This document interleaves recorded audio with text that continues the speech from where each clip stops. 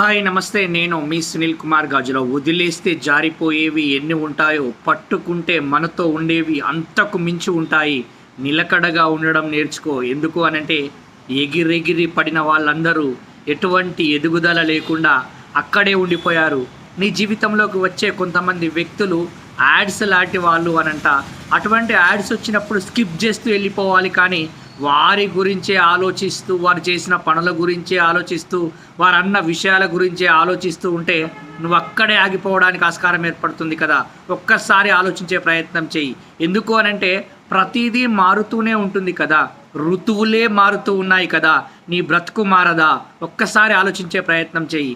ఏది పట్టుకోవాలి, ఏది పట్టుకోకూడదు, దేని గురించి ఆలోచించాలి, దేని గురించి ఆలోచించకూడదు, ఏమి చేయాలి, ఏమి చేయకూడదు అనే దానిపైన కొంచెం క్లారిటీగా ఉంటూ ముందుకు వెళ్ళే ప్రయత్నం చెయ్యి.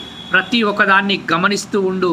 కానీ అన్నీ తెలిసినా కానీ ఏమీ తెలియని వ్యక్తిలా అలా ఉంటూ ఉన్నప్పుడు మాత్రమే నువ్వు ఒక శక్తిగా, ఒక సముద్రంలో సునామీగా ఎదగడానికి ఆస్కారం ఏర్పడుతుందంట.